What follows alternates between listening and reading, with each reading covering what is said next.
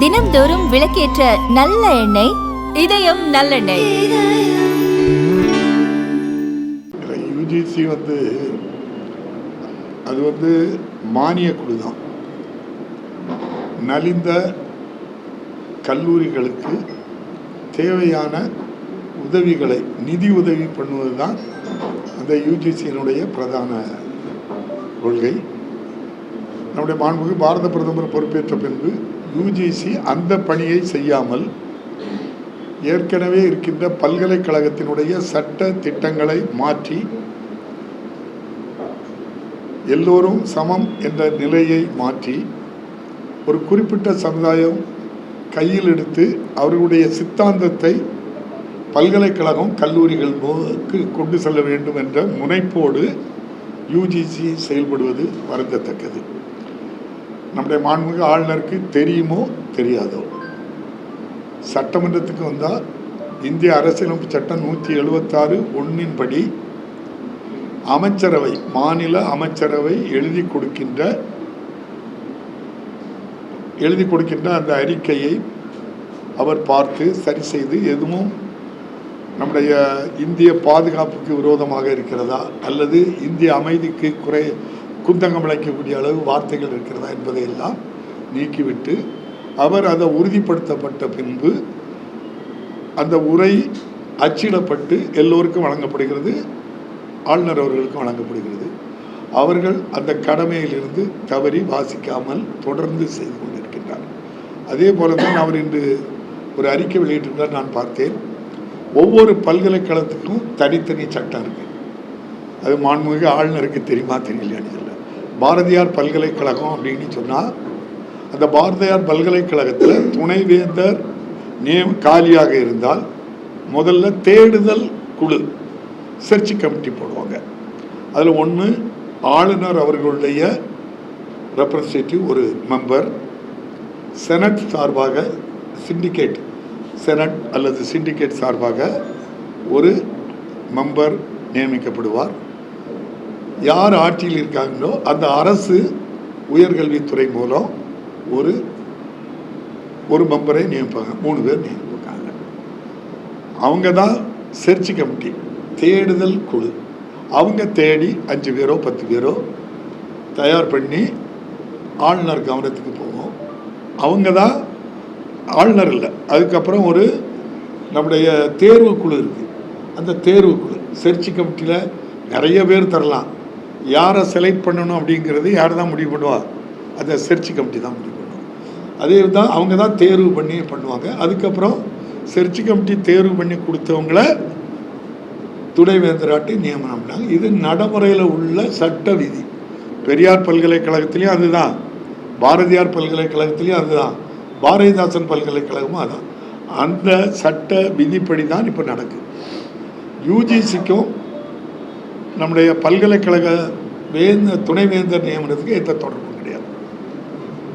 அப்போ ஒரு தொடர்பில்லாத இடத்துல யூஜிசி மூலம் ஒரு மெம்பர் போடணுங்கிறது பல மாநிலங்கள் உயர்நீதிமன்றம் உச்சநீதிமன்றம் வரை சென்று அதை சேலஞ்ச் பண்ணி அது தேவையில்லை, ஏற்றுக்கொள்ளதும் ஏற்றுக்கொள்ளாததும் அந்தந்த மாநில அரசினுடைய உரிமை எண்ணி பல தீர்ப்புகள் கொடுத்துருக்கு. அதை மாண்புமிகு ஆளுநர் படித்து பார்த்து அதன்படி காலியாக இருக்கின்ற துணைவேந்தர் பணியிடங்கள் நிரப்புவதற்கு ஒத்துழைப்பு தந்தால் நல்லது. ஏற்கனவே அரசு சட்டமன்றத்தில் நிறைவேற்றி கொடுக்கின்ற எந்த மசோதாக்களுக்கும் அனுமதி வழங்காமல் இருப்பது போன்று தமிழகத்தினுடைய பல்கலைக்கழகத்தினுடைய துணைவேந்தர்களையும் நியமிக்காமல் தமிழ்நாட்டை எப்போதுமே ஒரு வஞ்சிக்கின்ற மனப்பான்மையோடு இருப்பது வருத்தமளிக்கிறது. அரசியலாட்டு பேசுகிறாங்க, அதுக்கு நான் எப்படி ஆண்ட நீங்கள் பதில் கேட்குறீங்க? அவங்க கூட பக்கத்தில் இருக்கவங்கள முதல்ல ஒருவரை குற்றவாளின்னு சொல்லும்போது அவரை நோக்கி 4 விரல் இருக்கும், அதை பார்த்துக்கிட்டு சொல்லுங்கள். பக்கத்தில் யார் இருக்கா, யார் யாருக்கு என்ன வழக்கு இருக்குது, பக்கத்தில் அவங்க கூட இருக்கவங்ககிட்ட அதை கேள்வி. தமிழ்நாட்டு மக்கள் மாணவ மாணவிகளுக்கு தெரியுது ஒன்றிய அரசு தமிழகத்துக்கு விரோதமாக செயல்படுவது, அவ்வளோதான். தமிழகத்துக்கு, தமிழ் மக்களுக்கு, தமிழ் மாணவ மாணவிகளுக்கு விரோதமாக இருக்கிறாங்க. ஒன்றும் மோதல் கிடையாது இதில். அதாவது அவரால் வஞ்சிக்கிற கைக்கு போன உடனே அதுக்கு எதிர்கருத்து தானே. நீங்கள் ஒரு உயர்ந்த அந்தஸ்தில் இருக்கவங்க, இந்திய அரசியலமைப்பு சட்டத்தையே மதிக்காதவங்க. இந்திய அரசியலமைப்பு சட்டம் என்ன சொல்லுது? ஒரு செக்குலர் கண்ட்ரி, மத சார்பற்ற நாடு, பொது வழியில் இது மத சார்புள்ள நாடு தான் அப்படின்னு சொல்லி மாண்புமிகு ஆளுநர் சொல்கிறாங்க. அதை ரசிச்சுட்டு இருக்காங்க ஒன்றிய அரசு. நாடாளுமன்றத்தில் கோட்சே மிகப்பெரிய சுதந்திர போராட்ட தியாகி அப்படின்ட்டு சொல்லி இதுக்கு முந்தின நாடாளுமன்றத்தில் தேர்ந்தெடுக்கப்பட்ட போபால் நாடாளுமன்ற உறுப்பினர் சகோதரி பிரக்யா சிங் அவர்கள், திருமதி பிரக்யா சிங் அவர்கள், நம்முடைய கோட்சே மிகப்பெரிய சுதந்திர போராட்ட வீரர் அப்படின்னு சொன்னால் அதை அனுமதிக்க அந்த அரசு மகாத்மா காந்தி தேசப்பிதா கத்தின்றி ரத்தமின்றி நமக்கு சுதந்திரத்தை பெற்று தந்த மகாத்மாவை சதி செய்து கொலை செய்தவனையே சுதந்திர போராட்ட தியாகின்னா அப்புறம் நீங்கள் அதுக்கப்புறம் அவங்களுடைய சித்தாந்தத்தை தெரிஞ்சதுக்கப்புறம் நம்ம அவங்களுக்கு பதில் சொல்ல வேண்டிய அவசியமே இல்லை. அது பெரிய ஜனநாயக படுகொலை. அவர் பேச அனுமதிச்சிருக்கணும்.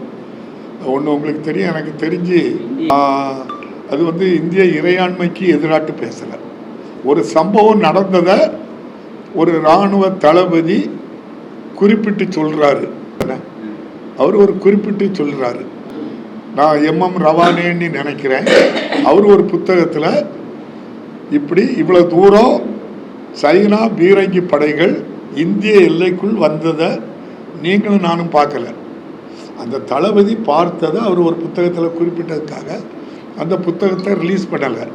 ஆனால் அந்த செய்தி உங்களை மாதிரி பத்திரிகைகள் ஊடகங்களில் வந்திருக்கு.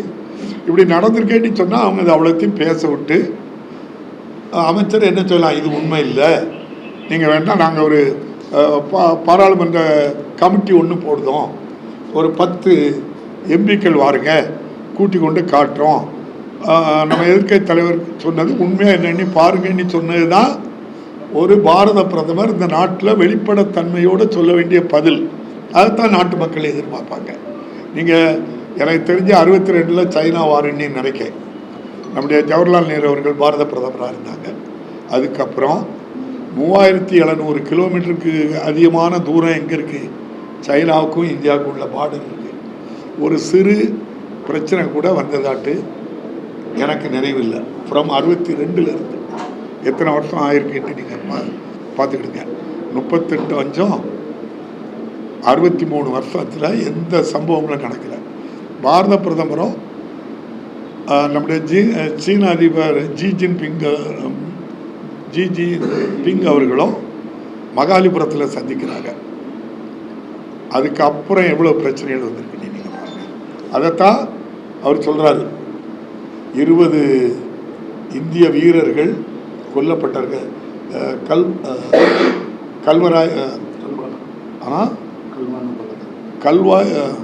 கல்வானா பள்ளத்தாக்கில் அந்த இடத்துல 20 பேரை கொல்றாங்க. அதுக்கும் ஏற்கனவே ஒரு கவர்னர் முன்னால் இருந்தவோ என்ன சொன்னால் அந்த பாதையை போனால் பாதுகாப்பு கொடுக்குறாங்க. நான் பிரதமர்கிட்ட சொன்னேன். அவங்க அதை என்ன செய்யலை, பேசாமல் இன்னி சொல்லிட்டாங்க அப்படின்னு சொல்லிட்டாங்க. அது தவறு. அதுக்கு விளக்கம் சொல்லணும். அவங்க தேசிய பாதுகாப்பை பொறுத்த அளவில் நாட்டு மக்களுக்கு உண்மை நிலவரத்தை சொல்லணும். நடிப்பு தரத்தை அவங்க நடிச்சுக்கிட்டு போகிறாங்க. இப்படியும் நடக்குன்னு ஒரு கற்பனையில் வருது தானே சினிமா. அந்த கற்பனையிலே இருந்தால் நம்ம என்ன செய்ய முடியாது.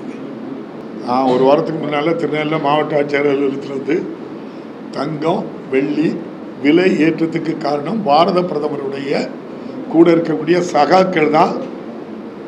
இவ்வளோ பெரிய விலை ஏற்றத்துக்கு காரணம் அவங்க தான். சாமானிய மக்கள்கிட்ட இருந்து இருக்கக்கூடிய பணங்களை எல்லாம் கொள்ளையடிச்சதாட்டி சொன்னேன். எனக்கு தெரிஞ்ச அன்னையிலிருந்து இதுவரை தங்கம் ஒரு காலம் ஏறல. வெள்ளி அநேகமாக 1 லட்சம், ஒரு கிலோவுக்கு 1 லட்சம் ரூபா குறைஞ்ச மாதிரி எனக்கு தெரியுது. கெடுப்பாரா இல்லை ஏமாறையும் மண்ணா, கெடுப்பாரே இல்லாமல் கெடும். நம்முடைய பாரத பிரதமரும் மாண்புமிகு நிதியமைச்சர் தான் அதுக்கு பொறுப்பு. நீங்கள் இதை விலையை குறைக்கிறதுக்கு எந்த நடவடிக்கையும் எடுக்கலைன்னு சொல்லி நெல்லையில் சொன்னது டெல்லி வரை கேட்டிருக்கேன்னு நினைக்கிறேன். மகிழ்ச்சி. தொடர்ந்து சரியட்டும். சாமானிய ஏழை எளிய மக்களுக்கு பலன் கொடுக்கட்டும். நாங்கள் பத்திரிகை, நான் பார்க்கல, பத்திரிகைகள் ஊடகங்களில் வரக்கூடிய நாட்டு நடப்புகளை வச்சு பாருங்கள். கிரீன் எனர்ஜி நிறுவனத்தினுடைய தலைவர் அதானி அமெரிக்காவில் மூலதன பங்குகள் வாங்குறாங்க. வாங்குறதுல அதில் ஒரு கிளாஸ் என்ன சொல்கிறாங்க அப்படின்னு சொன்னால், கிரீன் எனர்ஜி சோலார் பவர் உருவாக்குறதுக்கு நான் கம்பெனி ஆரம்பிச்சிருக்கேன், நீங்கள் முதலீடு தாருங்க வாங்கிட்டே இருக்கிறாங்க. அந்த முதலீடு தந்தவங்கெல்லாம் இங்கே வந்ததுக்கப்புறம் இதெல்லாம் தெரிஞ்சு பார்த்ததுக்கப்புறம் அந்த கிரீன் எனர்ஜி சோலார் பவர் அனுமதி வாங்குறதுக்கு 10% செலவு செய்திருக்கோம். அதையும் சேர்த்து தான் அந்த பங்கு மூலதனத்தில் முதலீடு வாங்கியிருக்காங்க. அதுக்கு இது எங்கிட்ட சொல்லலை, சொல்லாமல் எங்கள் முதலீடில் இவ்வளவு அதிகமான நிதியை பெற்றிருக்காங்க அப்படின்னு சொல்லி அந்த கவர்மெண்ட்டில் அங்கே உள்ள சட்டப்படி இது லஞ்சம் கொடுப்பதற்கு முதலீடில் என்ன செய்யிருக்காங்க, சேர்த்துருக்காங்க, எங்கள் பணத்தையும் சேர்த்து வாங்கியிருக்காங்க அப்படிங்கிறது அவங்களுடைய குற்றச்சாட்டு. அந்த வழக்கு அங்கே இருக்குது. இதுவரை போய் ஆஜராகலை. மாண்புக்கு பாரத பிரதமர் அவருடைய நண்பரை பாதுகாக்க வேண்டும் என்பதனால தான் நம்முடைய பாரத பிரதமர் அமெரிக்காவில் இருக்கிறாங்க. விசா இல்லாமல் தவறுதலாட்டு அமெரிக்கா சென்ற இந்தியர்களை தனி விமானத்தில் கையையும் காலையும் கெட்டி போட்டு தூக்கி கொண்டு இறக்குறாங்க. இந்தியாவினுடைய ஒரு பிரதமர் அந்த நாட்டில் இருக்கும்போது அங்கே ஒரு இந்தியனை இப்படிப்பட்ட சிரமத்துக்கு ஆளாக்கி அனுப்பினா, நம்முடைய இதுவரை எந்த பாரத பிரதமருடைய ஆட்சி காலத்திலையும் இது நடக்கலை. இந்தியன் ஒருவன் எங்காவது அவமானப்படுத்தப்பட்டால் இந்திய பிரதமர்கள் கண்டனம் தெரிவிப்பாங்க, ஒட்டுமொத்த ஆட்சியில் இருக்கவங்க கண்டனம் தெரிவிப்பாங்க. அமெரிக்காவில் இருந்துட்டு தன் கண் முன்னால் நடக்கின்ற இந்த இந்தியன் அவமானப்படுத்தப்பட்டதை இதுவரை ஒரு வார்த்தை கூட மாண்புமிகு பாரத பிரதமர் சொல்லவில்லை என்றால் இந்தியாவுடைய வெளியுறவு கொள்கை எப்படி இருக்குன்னா ட்ரம்ப் மூலம் தான் நம்ம தெரிய வேண்டியிருக்கு. அவர் தான் சொல்றாரு, நீங்க ரஷ்யாவில் என்ன வாங்குதிய அதனால வரியை கூட்டுறேன், நீங்க வெனிசுலாவில் போய் வாங்குங்க, ஈரானில் வாங்காதுங்க, நீங்க வெனிசுலாவில் வாங்கிறதுக்கு ஒத்துக்கிட்டா நான் உங்களை விட்டுருவேன், அப்படி தானே பண்றாங்க. அப்போ எவ்வளோ அவமானம் இந்தியாவுக்கு இது. நம்ம கொள்கை எப்படிப்பட்ட கொள்கை, பஞ்சசீல கொள்கை, உலகம் முழுவதும் ஏற்றுக்கொள்ளக்கூடிய கொள்கை. இந்தியர்கள் இந்திய பிரதமர் போனால் அவ்வளவு மரியாதை நமக்கு. இப்போ நான் பல நாடுகளுக்கு போனாங்கிறது மட்டும் உண்மை. ஆனால் வெளிநாடுகளில் நம்முடைய மரியாதையை பாருங்க. பக்கத்தில் ஸ்லோன் நம்ம மீனவர்களை தினமும் பிடிச்சிட்டு போகிறாங்க, நம்மளால் கேட்க முடியலையே. சுற்றி இருக்க நாடுகள் எல்லாமே இந்தியாவுக்கு சாதகமாக இருக்கிற மாதிரி எங்களுக்கு தெரியல. என்ன சொன்னால் நேபாள் நம்முடைய ட்ரீட்டி, அவங்களுக்கு இராணுவம் பாதுகாப்பெல்லாம் நம்ம தான், அவங்களே நம்ம கூட இல்லையே. அப்போ எந்த அளவுக்கு இதுகளெல்லாம் இருக்குது. எனக்கு தெரிஞ்சு நாங்களும் வெளிநாடுகளுக்கு போகும்போது என்ன சொல்கிறாங்கன்னா, பாரத பிரதமருக்கு வர்றதுக்கு வெளியுறவுத்துறை எந்த கண்ட்ரிக்கு போகிறாங்களோ அங்கே நம்ம இந்தியர்களெல்லாம் மொபிலைஸ் பண்ணி இந்தியாவுடைய நாட்டிய கலைகள் இவங்களெல்லாம் அவர் ஒரு காட்சிப்படுத்தப்பட்டு அதை பார்க்கறதுக்கு பண்ணணும். அங்கே என்ன நடந்துங்கிறது இது இல்லையா. நமக்கு ஒரு நாட்டோட சேர்ந்தால் அந்த நாட்டுடைய நம்ம மக்களுக்கு ஒரு தொடர்பு இருக்கணும்ல. இப்போ எதுக்கு ஐரோப்பா ஒப்பந்தம் அன்னைக்கு தடையில்லா வர்த்தகம் போட்டாங்க? இங்கே பாதிக்கப்படுறது யாரெல்லாம்? ஜவுளி, அது ஆயத்த ஆடைகள், காலணி, தோல், நம்முடைய மீன், கடற்கரையில் நம்ம தூத்துக்குடியில் மீன், எலக்ட்ரானிக் பொருட்கள், இது எல்லாம் தமிழ்நாட்டில் ஒட்டு மொத்தமாக அந்த இது பாதிக்கப்பட்டிருக்கு நம்முடைய வெளியுறவு கொள்கையினால் இவ்வளவு பாதிப்பு. அதனால் இதெல்லாம் மக்கள் எல்லாருக்கும் இப்போ தெரியுது. ஏன்னா ஒரு எஜுகேட்டடு ஸ்டேட் இது எல்லாருக்கும் தெரியும்.